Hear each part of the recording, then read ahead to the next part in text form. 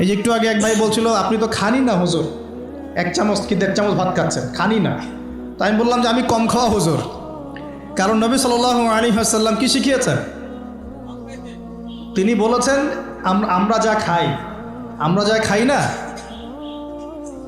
তিনি নবী হওয়ার পরে মনে হয় সেটাও খেতে পারেন নাই। বিশ্বাস করছেন না? এরকম 3-3টা মাসের চাঁদ চলে যেত যে নবী সাল্লাল্লাহু আলাইহি ওয়াসাল্লামের বাসায় চুলাও জ্বলে নাই। আর আমাদের তো একবেলা যদি না খাই তাহলে আল্লাহর উপর কত শিকায়াত, কত অভিযোগ, তাই না ভাই? আচ্ছা, তারপরে তিনি বলছেন একজন ব্যক্তির এতটুকু খাওয়াই যথেষ্ট যে কোমর মেরুদণ্ড সোজা করতে পারে, আল্লাহর ইবাদত করতে পারে। আর যদি তোমাদের খেতেই হয় তাহলে পেটটাকে 3 ভাগ করে খাবে। কয় ভাগ?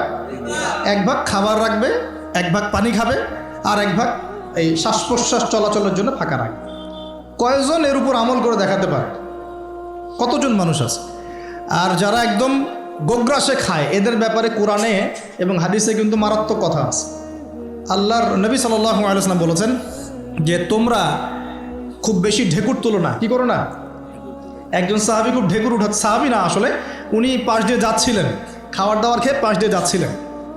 তো নবীজি তার ঢেকুর তোলা দেখে বলছেন যে তোমরা বেশি ঢেকুর তুলবে না, কারণ দুনিয়াতে যে ব্যক্তি বেশি পেট পুড়ে খাবে কাল কিয়ামতের মাঠে সে সবচেয়ে বেশি ক্ষুধার্ত থাকবে। বলেন না?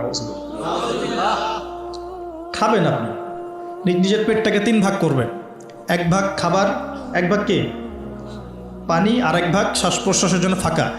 আর এই ব্যাপারে একটা কথা বলে দেই, শেষ জামানায় কিন্তু খাবারগুলো সব করাপ্টেড হয়ে যাবে। কি হবে? খাবার ভেজাল হবে, ভেজাল। এটার দলিল সূরা কাহাফে আছে, আমি এটা ব্যাখ্যা করব না আজকে। সূরা কাহাফে আছে, আমি ব্যাখ্যা করব না, শুধু ইন্ডিকেশন দিচ্ছি। 309 বছর ঘুমিয়েছিলেন আসহাবুল কাহফ। কত বছর? 309 বছর ঘুম থেকে উঠেই তারা প্রথম যে অনুভবটা করেছেন সেটা হলো তারা ক্ষুধার্ত। তারা কি ক্ষুধার্ত? দেখেন, 309 বছর পর যদি আপনি ঘুম থেকে ওঠেন, আপনার কাছে এই দুনিয়াটা আজীব মনে হবে, হবে না? কিন্তু ওনারা ক্ষুধার্ত, পকেটে কিছু মুদ্রা ছিল, যেই মুদ্রাগুলোর মান 309 বছরও কমে যায় নাই। কমে গিয়েছে না। এখন আপনি আপনার মুদ্রা নিয়ে ঘুমান 300 বছর, দেখেন তারপর কি হয়। কি হবে? টাকা থাকবো না যাইবো গা? আচ্ছা, তারপরে শোনেন, এরপরে উঠেই তারা বলছে ফালিয়ানজুর আইয়ুহা আজকা তুআমা, এই মুদ্রাগুলো দিয়ে বাজারে কাউকে পাঠাও, তোমাদের 9 জন 10 জনের মধ্যে একজনকে বাজারে পাঠাও। ফালিয়ানজুর, সে যেন বাজারে গিয়ে দেখে আইয়ুহা আজকা তুআমা, কোন খাবারটা পবিত্র খাবার, ফ্রেশ খাবার। ঘুম থেকে উঠেও ফ্রেশ খাবারের দিকে তাদের নজর কেন? আর এই সূরা আপনাকে দাজ্জালের ফিতনা থেকে বাঁচাবে কেন? আর দাজ্জালের যুগেই বা সব, দাজ্জালের শাসনের যুগে সব খাবারগুলো আস্তে আস্তে ম্যানুফ্যাকচার্ড এবং ভেজাল হচ্ছে কেন? এগুলোর মধ্যে মিল আছে না? তার মানে যত জামানা শেষের দিকে যেটা থাকবে, খাবারের ভেজাল তত বাড়তে থাকবে। এই সময় আপনাকে অবশ্যই ফ্রেশ খাবার খুঁজে খুঁজে বের করতে হবে। খাবার আগে মানুষ খেত, খাবারের মধ্যেই চিকিৎসা ছিল, তাই না? রোগের আরোগ্য ছিল। এখন সেই খাবার খেয়ে মানুষ অসুস্থ হয়ে যাচ্ছে। বুঝতে পারছেন না? খাবারের মধ্যে থাকে উপাদান, ভালো উপাদান, যে উপাদানগুলো পেটের ভিতরে গেলে, শরীরে গেলে শরীরটা সুস্থ হয়। এখন সেই খাবার খেয়েই মানুষ অসুস্থ হয়ে যাচ্ছে। এটা কোন হাদিসের সাথে মেলে জানেন? আনতালিদাল আমাতু রাব্বাতুহা, দাসী তার মনিবকে জন্ম দিবে। দাসী মনিবকে জন্ম দিবে মানে হচ্ছে সমাজের ন্যায় অন্যায়, হক বাতিল, সত্য মিথ্যার মানদণ্ড উল্টে যাবে। যেটা ভালো সেটা হয়ে যাচ্ছে খারাপ, খারাপটা হচ্ছে ভালো। সমাজে সত্যবাদী ব্যক্তি হয়ে যাচ্ছে মিথ্যাবাদী, মিথ্যাবাদীকে মানুষ সত্যবাদী বলা শুরু করেছে। আমানতদার ব্যক্তি হয়ে যাচ্ছে খেয়ানতকারী, খেয়ানতকার ব্যক্তিগুলো আমানতদার হয়ে যাচ্ছে। সমাজের সবচেয়ে ভালো মানুষকে মানুষ খারাপ বলছে, সবচেয়ে খারাপ মানুষকে খুব ভালো বলছে। উল্টে যাচ্ছে, খেয়াল করে দেখেন, উল্টে যাচ্ছে। বাবা এখন বাবার হাতে ছেলে মায়ের খাচ্ছে, ছেলের হাতে মা মায়ের খাচ্ছে, এরকম হচ্ছে না? যাকে একটা দায়িত্ব দিয়ে রাখবেন যে বাবা তোমার উপর আমি বিশ্বাস করলাম, দায়িত্ব দিলাম, সে আপনার বিশ্বাস ভঙ্গ করে রেখে দিচ্ছে। এই হচ্ছে না? বিশ্বাস উঠে যাচ্ছে, প্রতারণা বাড়ছে। মানে কি? মানুষ আল্লাহ পাকের হালালগুলোকে হারাম করে নিচ্ছে, হারামগুলো হালাল করে নিচ্ছে। বুঝতে পারছেন না মনে হয়? হালালগুলোকে মানুষ আস্তে আস্তে হারাম করতেছে, হারামগুলোকে আস্তে আস্তে হালাল করতেছে। এটা হচ্ছে না? হচ্ছে। খুব খেয়াল করেন। তো এখানে খাবার খেয়ে আপনার উপকার পাওয়ার কথা, খাবার খেয়ে আপনি অসুস্থ হয়ে যাচ্ছেন। উল্টা হচ্ছে, মানে উল্টা চলতেছে দুনিয়া। দুনিয়া কি চলছে? উল্টা, ছেলে পড়ছে মেয়ের পোশাক, মেয়ে পড়ছে ছেলের পোশাক। এই একটা জিনিস যদি বুঝতে পারি আমাদের আজকের ওয়াজ সফল ইনশাআল্লাহ।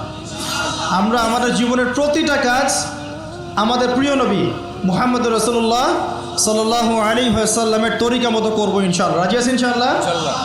তাহলে এখন বলেন, 5 ওয়াক্ত নামাজ নবীর তরিকায় পড়া যাবে তো ইনশাআল্লাহ? নবীর তরিকায় নামাজ মানে ধীর স্থিরভাবে নামাজ।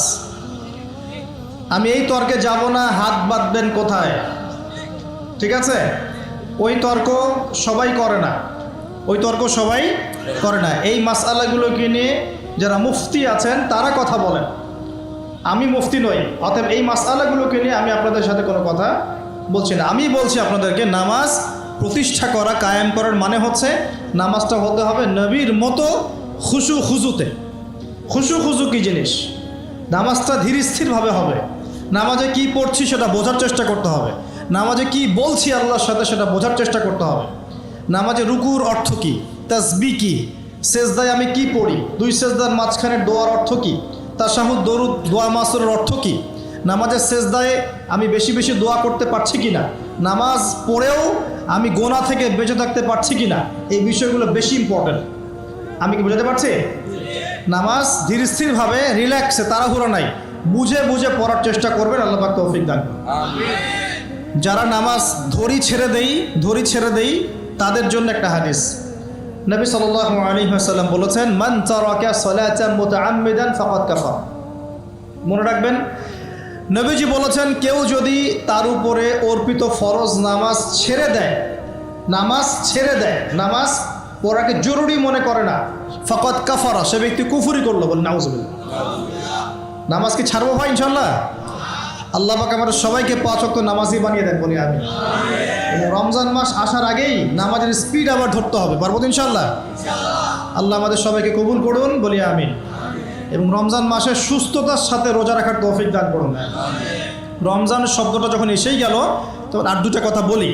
রমজান মাসের সবচেয়ে বড় বৈশিষ্ট্য হচ্ছে এই মাসে আল্লাহ পাক কোরআন নাজিল করেছেন। কি করেছেন? এখন সারা বিশ্ব জুড়ে একটা ইস্যু চলছে না, কোরআন ইস্যু, কোরআন পুড়িয়ে দেয় ইস্যু, মনে আছে? যে কোরআন পুড়িয়ে দিয়েছে, আমার দৃষ্টিতে তার চেয়ে বড় অধম সেই ব্যক্তি যে মুসলিম পরিবারে জন্মগ্রহণ করেও কোরআন তেলাওয়াত করা শেখে না। হয়তো আমার কথা বুঝতে পারছেন।